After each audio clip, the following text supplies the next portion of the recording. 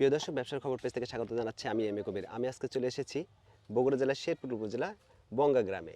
এই গ্রামে এমন একজন নারী কৃষি উদ্যোক্তা রয়েছেন, তিনি 2022 সালে জাতীয় যুব পুরস্কার পেয়েছেন এবং সারা বাংলাদেশের মধ্যে তিনি দ্বিতীয় হয়েছেন।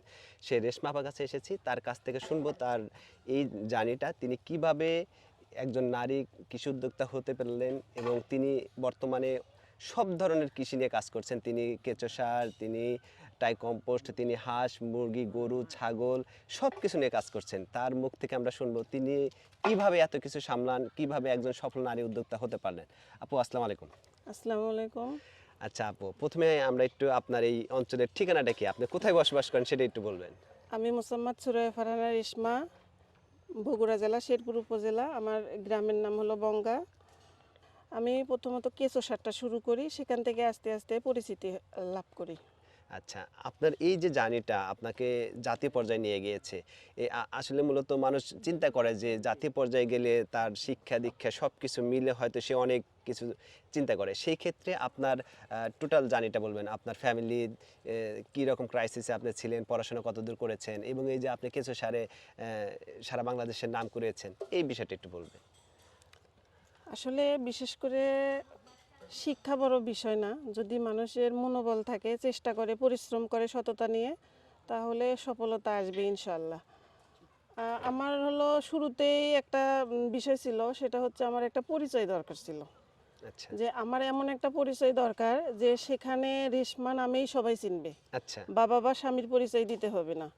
মানে একটা সময় আমি এমন একটা পরিস্থিতি ছিলাম যে 2-5 লোকের সামনে আমি যাইতে পারতাম না একটাই কারণে, যে আমাদের মেয়েদের পরিচয় শুধু বাবা বা স্বামীকে নিয়ে। যেখানেই যাবেন কেউ জিজ্ঞেস করবে না যে আপু আপনি কি করেন, বলবে আপনার বাবা কি করে বা স্বামী কি করে। আচ্ছা আসলে ওই সময় বলতে পারতাম না বাবা কি করে, আর যদি বলতাম যে স্বামী নাই, তাহলে তো বুঝতেছেনি কেন নাই, কি কারণে নাই, বিভিন্ন ধরনের কথাবার্তা। এই রকম চলতে চলতে একটা সময় আমি লোকজনের মধ্যে মিশাই বাদ দিয়ে দিলাম। পরে মনে মনে একটা প্রতিজ্ঞা করলাম, জীবনে এমন কিছু করব যেন নিজের পরিচয়েই বাঁচতে পারি, কাউকে যেন বলতে না হয় যে আমার বাবাকে বা স্বামীকে, আমার নামেই যেন সবাই চেনে। আচ্ছা সেখান থেকেই আসলে শুরু করা। আর আজকের অবস্থান আসা তো সহজ বিষয় না, অনেক কষ্ট করে, অনেক পরিশ্রম করেই আসা। টোটাল জার্নিটা কত বছরের? আমি আসলে মূলত কাজের এদিকে আসি অনেক দিন যাবত। 2010-এর দিক থেকে আমি সেলাই কাজটা করতাম। আচ্ছা দিয়ে এমনভাবে কাজ করতাম, দিন রাত 24 ঘন্টাই ধরতে গেলে মানে ওই সেলাই নিয়ে সেলাই থাকতেন, নিয়ে থাকতাম। আশেপাশের লোকজন আর বিভিন্ন যে কাজ সেলাই দিত। নিয়ে থাকতাম, আর আমি লেডিস কাজটা না খুব ভালো পারি। আচ্ছা যেমন যে আপনার যে কোনো ডিজাইন আপনি দেখে দিবেন, দেখবো, আমি হুবহু করে দিব। আচ্ছা পুরুষদেরও পারি, কিন্তু আসলে পুরুষদের গুলো করা হয় না। আচ্ছা তো সেক্ষেত্রে দেখা গেছে যে আমি বিভিন্ন জনকে প্রশিক্ষণ দেওয়াতাম। আমার 2-3টা মেশিন ছিল। তারপরে অর্ডারি কাজগুলো করতাম আমাদের গ্রামের আশেপাশে 2-4 এলাকার, বগুড়া থেকেও অর্ডার, যারা আচ্ছা। জানতো যে আমি ভালো কাজ করি তারা দিত।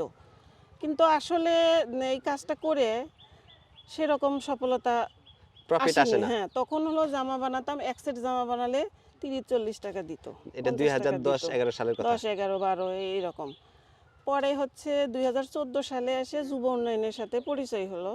যুব উন্নয়ন থেকে একটা প্রশিক্ষণ নিলাম, অপ্রতিষ্ঠানিক গরু মোটা তাজাকরণ আচ্ছা নিয়ে। ওনাদের সাথে একটা পরিচয় হওয়ার পরে ওনাদের কাছ থেকে আমি ঋণ চাইলাম। তখন ওই সময় 20-30 হাজার টাকা মনে হয় ঋণ ছিল। আসলে ওই 20-30 হাজার টাকা দিয়ে তো কিছু করা কিছু করা সম্ভব সম্ভব না। তখন ওনাদের পরামর্শে অধিদপ্তর থেকে একটা প্রশিক্ষণ নিলাম মৎস্য চাষের উপরে। মৎস্য চাষ নিয়ে ওখান থেকে ওনাদের সাথে যোগাযোগ করে ওনারা আমাকে 50,000 টাকা ঋণ দেয়। আচ্ছা ওই 50,000 টাকা নিয়ে আমার মায়ের কাছ থেকে কিছু নিয়ে কিনলাম প্রথমত একটা গরু, একটা ছাগল। আচ্ছা। কেনার পরে এটা 2000 কত সালের দিকে হবে? 14-15 শেষের দিকে 15 এরকম। আচ্ছা তারপরে কিনলাম, কেনার পরে 1 বছর গরু লালন পালন করার পরে 1 বছর পরে যে টাকা দিয়ে কিনলাম তার থেকে 1 বছর পরে যে 10,000 টাকা বেশি বিক্রি করলাম। আচ্ছা, 1 বছর পরে মাত্র 10,000 টাকা। আর এই 1 বছরে যে কি পরিমাণ পরিশ্রম এবং খাওয়ালেন সেটার কোনো হিসাব নাই। শেখারও একটা বিষয় আছে। আচ্ছা পরবর্তীতে যে তাতেও আমার কোনো হতাশা নাই। পরে যে আবার কষ্ট মষ্ট করে আবার 2টা গরু কিনলাম। আর মানে যে আমি এটা ভাবলাম না যে এতদিন খাওয়ানোর পরে হুম, আমার হচ্ছে যে কেন হলো এই টাকা বিক্রি করলাম। আমি মনে করলাম যে এটাই হয়তো বা অনেক বেশি কিছু। অনেক বেশি কিছু। পরে যে ধরেন আবার একটা গরু আবার কিনলাম গরু। আর এর পাশাপাশি হলো যুব উন্নয়নের অনেকগুলো প্রশিক্ষণ দেওয়াতাম। ওনাদের যে অপ্রাতিষ্ঠানিক প্রশিক্ষণগুলো হতো, ওনারা জানতো যে আমি খুব ভালো কাজ জানি।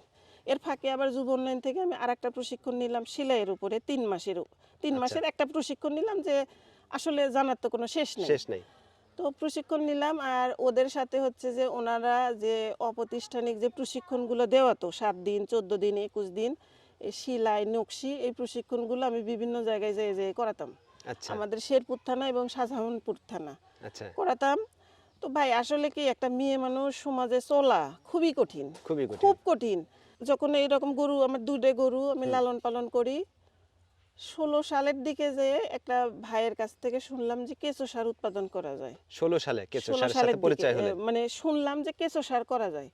তখন আমি ওনাকে বললাম যে ভাই তাহলে হচ্ছে যে আমাকে হলো কয়েকটা রিং এনে দেন। কয় আচ্ছা দিবনি। আচ্ছা, দিবনি বলে আমার হলো ওনার এনে দেওয়া হলো না। আচ্ছা, তখন আমার তো ইচ্ছা, আমার মানে যে আমি এমন মানুষ, আমি হলো স্বপ্ন দেখা মানুষ, মানুষ ঘুমাই ঘুমাই স্বপ্ন দেখে। আমার কথা হচ্ছে যে যদি রাতের বেলা আমার মনে হলো যে এটা এইভাবে করতে হবে, আমার তখন উঠে ওই কাজটা করতে হবে, আচ্ছা। তাছাড়া আমি শান্তিই পাবো না।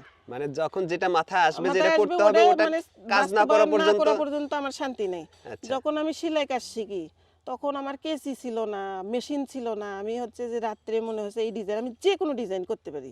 রাত্রে মনে হয়েছে আমি হচ্ছে যে ছোট এত বড় কেসি দিয়ে কাটে কাটে হাত দিয়ে সেলাই করে সেই ডিজাইন তৈরি করতাম, আচ্ছা, এরকম। তো পরে হচ্ছে যে ওনাকে যখন বললাম, উনি দিল না। আর এমন একটা অবস্থান ছিল ওই সময় যে রিং কিনবো এই টাকাও নেই। টাকাও নাই। চেয়ারম্যান আবার হলো যে পরিচিত ছিল, তো ওনাকে বললাম যে মামা আপনারা তো হচ্ছে টয়লেটের জন্য অনেক রিং টিং দেন মানুষের, তাহলে আমাকে কয়টা দেন। তাকে তুমি কি করবা, বললাম দেন, যা করি করি। পরে উনি করলো তাহলে 2টা নাম দেও। 2টা নামে আমাকে স্লিপ দিল, 2টা নামে হলো 8টা রিং নিলাম। 6টা হওয়ার কথা, 2টা হলো স্ল্যাপ না নিয়ে রিং নিলাম। আচ্ছা, নিয়ে ওই ভাইকে আবার বললাম ভাই একটু আসেন, আমি তো জানি না কিভাবে সেট কিভাবে করতে কেঁচো চান, হবে। হ্যাঁ, হ্যাঁ, উৎপন্ন করতে হয়। পরে উনি আসে 2 পাশ থেকে মাটি উঠাইয়া বেডের মতো করে ওর উপরে হচ্ছে যে আপনার ওই রিংগুলো নিচে হচ্ছে সিমেন্টের বস্তা দিয়ে সেট করে দিয়ে গেল। আচ্ছা, দিয়ে গেল, আমি তো বুঝি না গোবর কিভাবে রেডি করতে হবে। Ready গরু হলো পায়খানা করে, আমি নিয়ে যেয়ে ওই দিয়ে রিংয়ে দিছেন। দিয়ে দিই। দিয়ে দেই, এইভাবে ধরেন 2-3 মাস চলে গেল। যাওয়ার পর আবার বললাম যে ভাই গোবর তো ধুয়ে দিছি, আপনি কিছু দেন না। হ্যাঁ, পরে এইভাবে অনেকদিন যাওয়ার পরে ভাই আবার হচ্ছে কেঁচো নিয়ে এসে দিয়ে গেল, আমার টাকা দেওয়া লাগেনি। আচ্ছা, পরে কেঁচো দিয়ে গেল, কিন্তু আমি না খুব ভয় পাই। কেঁচো দেখে এত ভয় পাই, ছোটবেলা থেকে আমি কেঁচো তো ধরতেই পারি না। আচ্ছা, পরে উনি হচ্ছে সার হচ্ছিল, উনি কিছুদিন পর পর আসে, সার বের করে আমাকে সার দিয়ে যায়, উনি কেঁচো নিয়ে যায়। এভাবে ধরেন 17 সালটা পুরোই চলে গেল। মানে 17 সালের শুরুতে শুরু করলাম, মানে 17 সাল পুরোটাই চলে গেল। যাওয়ার পরে 18 সালের শুরুতে একটা প্রজেক্ট ছিল টিএমএসএস এর পেস প্রজেক্ট। আচ্ছা, ওনাদের সাথে আমার পরিচয় হয়, ওনারা যোগাযোগ করে, ওনারা আসে বলে যে 3টা হলো ইয়ে দিবে, মানে প্রদর্শনী দিবে 3 জনের নামে, 200 টাকা প্রদর্শনী এক একজনের। তা আমাকে হলো 600 টাকা দিয়ে গেল। আমি ওই আবার 3টা রিং কিনে আর ঘর বানাইছিলাম কি দিয়ে, তালের পাতা দিয়ে। তালের পাতা দিয়ে। আমি আর আমার খালাতো বোন 2জন মিলে, বৃষ্টি পানি পড়বে, তালের পাতা দিয়ে আর পলিথিন দিয়ে ঘর বানালাম ওই আগের 8টার। বুঝছি। পরে আবার 3টা দিল, ওই 3টা আবার ওই তালের পাতা দিয়ে আবার ঘর বানালাম। বানাইয়া সব কিছু রেডি করে ওদেরকে বললাম যে ভাই এখন তো গোবর টবর দিছি, কেঁচো দেন। পরে ওনারা আবার কেঁচোও দিয়ে গেল। তো ওনাদেরকে ওই সময় বললাম যে ভাই সার তো বিক্রি হয় না, কেউ তো নেয় না, হ্যাঁ, কিন্তু বিশেষ করে মানুষ তো জানেই না নিবে জানি না। থেকে। আচ্ছা, পরবর্তীতে হচ্ছে ওনারা বললো যে আপা আমরাও হলো আপনাকে সহযোগিতা করব। আমি তখন আমি তখন দেখলাম যে যে জিনিসের সমস্যা আছে সেই জিনিসের সমাধানও আছে। সমাধান আছে। তাহলে আমার তো হলো এটা কিভাবে আমি করতে পারি সেটা তো করতে হবে। তখন আমি কি করলাম, কেঁচো ধরাটা ইয়ে করতে থাকলাম যে কিভাবে ধরা যায়। তখন দেখি কি হ্যান্ড গ্লোভস পরে কেঁচো ধরলে মানে কোনো ভয় লাগে না। মানে কেঁচোর ভয় হচ্ছে যে আপনার শরীরে যে টাচ লাগে, যে অনুভূতিটা, ওটাই ভয়, তাছাড়া কোনো কেঁচোর ভয় নেই। তার ও কারণ আচ্ছা, হ্যাঁ, হ্যাঁ, মানে কেঁচো আমরা একটু আমি যে কেঁচো নিয়ে, সুরসুরি লাগে। হ্যাঁ হ্যাঁ, আমি ধরেন যে কেঁচো নিয়ে কাজ করি, এই কেঁচোটা হলো বাইরের কেঁচো, থাইল্যান্ডের কেঁচো, এসিনোফেডিডা। এরা নড়াচড়া করে কম, মানে এরা হচ্ছে দেশি কেঁচোর মতো না। আচ্ছা তো হচ্ছে আমি ধরে দেখি যে না, অনেক ভালো, কোনো সমস্যা নাই, কোনো অনুভূতি নাই, ভয় নাই। গ্লাভস পরছেন? গ্লোভস পরছি, তখন থেকে আমি নিজে নিজে সার উঠানো শুরু করলাম। আচ্ছা আস্তে আস্তে উঠালাম, উঠাইয়া টিএমএসএস এর কাছে, ওনাদের কাছে আমি বিক্রি করতাম 10 টাকা কেজি ওই সময়ই। এর কত সালে 10 টাকা কেজি ওটা বিক্রি হলো করলেন? 18 সালে। 18 সালে 10 টাকা কেজি বিক্রি করলেন। এখনো বিক্রি করি, এখন বিক্রি করি 12 টাকা ভাই। 12 টাকা।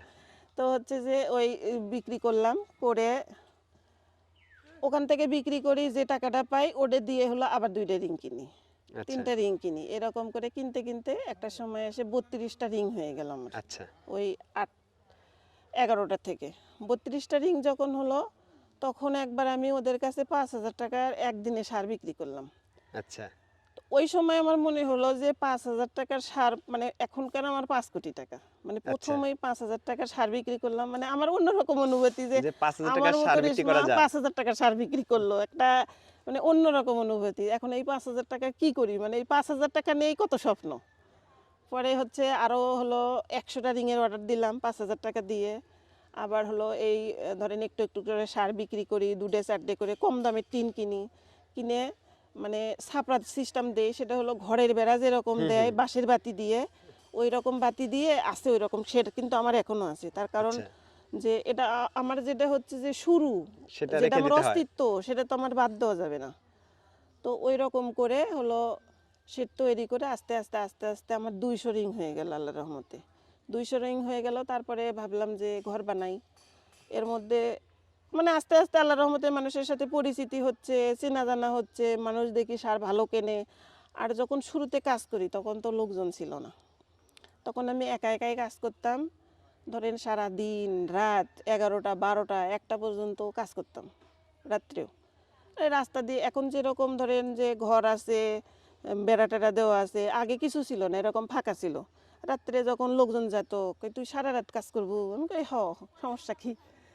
ধরেন অনেকজন এমনও সময় গেছে, অনেকজন এই কেঁচো ধরা গোবর ধরা দেখে ওখানে বমি পর্যন্ত করছে, যে আমি হাত দিয়ে কেঁচো ধরি গোবর ধরি, মানে এগুলো নিয়ে মানে বিভিন্ন জনের বিভিন্ন কথা। কিন্তু বিভিন্ন কথা। আসলে আমার এগুলোর কথা কিছু মনেই হয়নি, যে আমার কাজটা আমার করতে হবে। ধরেন আল্লাহর রহমতে এখন আমার এখানে 30 জন লোকের বেশি, 30 জনের চেয়ে বেশি লোক কাজ করে। আচ্ছা মহিলা শ্রমিকই বেশি, পুরুষ হলো 10-12 জন, মহিলারাই বেশি। আর এখন অনেক মহিলারা আসে কাজের জন্য।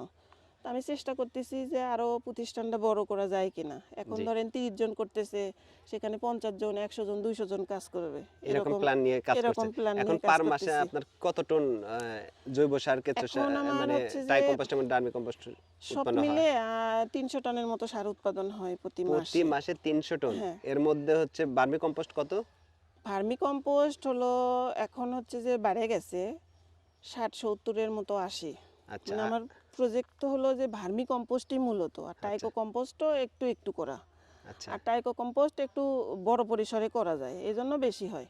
তো নতুন যে শেডটা হচ্ছে, এটা হলে আরো আল্লাহর রহমতে আরো বাড়বে। আচ্ছা আমরা 20-30 দেখতে টন। পাচ্ছি এখানে বিশাল, হ্যাঁ, ওটা কয় এটা- ফিট বাই কয় ফিট করছেন এটা এটা? হচ্ছে 150 ফিট। 150 ফিট বাই কয় ফিট হবে? 150 ফিট ভাই হলো 17 ফিট, 17 ফিট। আচ্ছা মানে 150 ফিটের বেশি আছে। আর আপনি যে যে প্রশিক্ষণ দেন, কাদের প্রশিক্ষণ দেন, কিসের প্রশিক্ষণ দেন? আসলে এখানে ধরেন এবং এখানে কোনো টাকা পয়সা নেন কিনা? এই পুরা মানে মানুষ তো শিখতে চায়, আপনার কাছে আসলে কিভাবে শিখবে, পুরো বিষয়টা আর কি।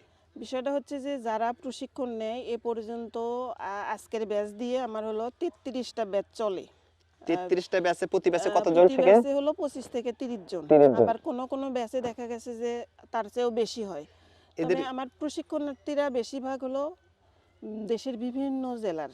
আচ্ছা এই ব্যাচেই হলো 13টা জেলার উপরে জেলার লোকজন আছে। আজকে আসবে 30 জন যারা আসবে? মানে অলরেডি গতকাল আসছে, গতকাল আসছে, আজকে প্রশিক্ষণ আসবে? চলতেছে চলতেছে। চলতেছে এখন ওনারা হচ্ছে যে কোকোফিটে চারা উৎপাদন, এই মানে এটা হলো আপনার প্র্যাকটিক্যালি একটা ইয়েতে গেছে প্রতিষ্ঠানে, আচ্ছা কোকোফিটে চারা উৎপাদন, এটা দেখতে নিয়ে যাওয়া হয়েছে। তো এখানে ধরেন যে বিভিন্ন জেলা থেকে লোকজন আসে, যেমন ধরেন চট্টগ্রাম, কক্সবাজার, সিলেট, ঠাকুরগাঁ, পঞ্চগড়, মানে দূর দূরান্তর। আচ্ছা আপনার একটু পরে ওনারা আসবে, আপনারা জিজ্ঞেস করবেন কোন কোন জেলা থেকে আচ্ছা। আসছে। আর আপনি তো কি আর কি আসলে প্রশিক্ষণ দেন? প্রশিক্ষণটা দেওয়া হয় হলো, এখন দেওয়া হচ্ছে যে কোকোপিটে চারা উৎপাদন, কোকোপিট কিভাবে তৈরি করা হয়, তারপরে কিভাবে আদা চাষ করা হয়, কেঁচো সার কীভাবে মানে তৈরি করা, মানে কেঁচো সার কীভাবে করা হয়, কেঁচো সারের কোন কোন পদ্ধতি সহজ, মানে কেঁচো সারটা হলো খুব সেনসিটিভ, এর কিছু হচ্ছে যে না জানলে অনেক সমস্যা। তো এটা কিভাবে সহজে করা যায়, কয়টা পদ্ধতিতে করা যায়, অল্প জায়গাতে কিভাবে করা যাবে কেঁচো সার, তারপরে টাইকো কম্পোস্ট কিভাবে করা যাবে, কুইক কম্পোস্ট কিভাবে করা যাবে, এটা মার্কেটিং কিভাবে করবে, কারা কিনবে, মানে বিভিন্ন বিষয় নিয়ে মানে প্রশিক্ষণটা থাকে। আর প্রশিক্ষণটা সম্পূর্ণ হলো ফ্রি দেওয়া হয়। আচ্ছা, যাই হোক, আপনি খুব বড় একটা কাজ করছেন যে সারা বাংলাদেশের মানুষকে শেখাচ্ছেন। এই যে আপনি বলছিলেন যে এই কেঁচো সার এবং হচ্ছে টাই কম্পোস্ট মাটির জন্য কতটা ইম্পর্টেন্ট, এই যে মাটিতে অণুজীবের পরিমাণ কত আসলে থাকে এটা একটু। আমি তো হচ্ছে ভাই অতটা শিক্ষিত না, আমার খুব মানে আমি তো ধরতে গেলে নাম ঠিকানাটা লিখতে পারি। আপনি তো 8 পর্যন্ত পড়াশোনা বিষয়টা, করছেন। জি ভাই, তো বিষয়টা হচ্ছে যে আমি ওইভাবে বলতে পারবো না, তবে আমি এতটুকু জানি যে মানুষের যেরকম পানি হলো জীবন, জি। পানি না খেলে জীবন বাঁচে না, এরকম জৈব সার না হলে মাটির জীবন বাঁচে না। জৈব সার হলো মাটির প্রাণ। প্রাণ। প্রাণ যদি জৈব সার না দেওয়া হয় তাহলে ফসলাদি হবে না ঠিকঠাক। মানে আমাদের এই মাটিটা রাসায়নিক সার ব্যবহার করতে করতে জৈব পদার্থ কমে গেছে, যেখানে থাকার কথা হলো 5%, সেখানে আছে 0.1%। এই কারণে জৈব সারটা ব্যবহার করলে মানে ফসলের অনেক ভালো, জমির উর্বরতা বাড়ে, মানে অনেক দিক দিয়েই ভালো। আচ্ছা, আর এই যে আপনার উৎপাদিত এই ভার্মি কম্পোস্ট এবং ট্রাই কম্পোস্টগুলো আপনি কিভাবে সেল করেন? কোথা থেকে মানুষ এসে নিয়ে যায়, কিভাবে সেল হয়? আসলে এটা হলো অনলাইন অফলাইন দুইভাবে বিক্রি করা হয়। আমার একটা পেজ আছে, আসলে আমার প্রতিষ্ঠানের একটা নাম আছে সেটাই বলা হয়নি। আমার প্রতিষ্ঠানের নাম হচ্ছে রেশমা কৃষি উদ্যোগ। আচ্ছা। তো এখানে হচ্ছে আমার একটা পেজ আছে রেশমা কৃষি উদ্যোগ। তো পেজেও অনেকজন যোগাযোগ করে, আমার ফেসবুক আইডি আছে সেখানেও যোগাযোগ করে, পার্সোনালি আমার নাম্বারেও যোগাযোগ করে। মোটামুটি হচ্ছে যে এই ধরেন যে অনলাইন অফলাইনে সবভাবে বিক্রি হয়। তারপরে হচ্ছে কোম্পানিতেও দেওয়া হয়, আবার কৃষকরা এসে বাড়ি থেকে নিয়ে যায়। এই যে আলু চাষিরা এবার আমার কাছে হলো অ্যাডভান্স করে রাখছিল, 100 টনের মতো অ্যাডভান্স দিয়ে রাখছিল। মানে শুধু আলু চাষিকে 100 আলু, টন আপনি হ্যাঁ হ্যাঁ জৈব সার দিলেন। হ্যাঁ। আচ্ছা, আপনি বলছিলেন জৈব সার। জৈব সারে কত রকমের জৈব সার হয়? আসলে জৈব সার অনেক রকমেরই হয়, যেমন ভার্মি কম্পোস্ট, তারপরে টাইগো কম্পোস্ট, কুইক কম্পোস্ট, তারপরে অনেক অনেক ধরনের অনেক অনেকজন ধরনের। উৎপাদন করে থাকে। আচ্ছা। তা আপনার কাছে এই যে অভিজ্ঞতা, এই অভিজ্ঞতা থেকে আপনি যেটুক আপনি এখন বুঝতে পারেন যে সামনের দিনগুলোতে এই যে এই সেক্টরে যারা আসতে চায়, এই ভার্মি কম্পোস্ট এবং ট্রাই কম্পোস্টে এদের ফিউচারটা কেমন? আপনার তো জার্নি থেকে আপনি বুঝতেছেন যে কি ভাই, পরিমাণ চাহিদা। আমি আমি তো হচ্ছে যে খুব সাধারণ মানুষ, তবে এখন ধরেন অনেক মানুষ আছে লেখাপড়া শিখে শুধু চাকরি চিন্তা করে, জি। বুঝছেন, লেখাপড়া শিখেও খালি চাকরি চাকরি নিয়ে ব্যস্ত। আসলে আমরা কেন চাকরি করবো, আমরা চাকরি দিব এরকম যদি মন মানসিকতা নিয়ে যদি আসি, কোনো কাজই কিন্তু ছোট না। ছোট না। ছোট না। ধরেন আমার মতো মানুষের বাড়িতে যে ধরনের লোকজন আসে, এখানে ধরেন থাইল্যান্ডের একটা ইউনিভার্সিটি থেকে 4 জন টিচার আসছে আমার এখানে, আচ্ছা। প্রভাষক। তারপরে আপনার হচ্ছে ডেনমার্ক থেকে আসছে, আর একটা দেশ থেকে আসছে, 3টা দেশ থেকে আমার এখানে আসছে। আবার আবার হলো বিভিন্ন কৃষি অফিসে যে প্রশিক্ষণগুলো হয় ওনারাও আসে এখানে।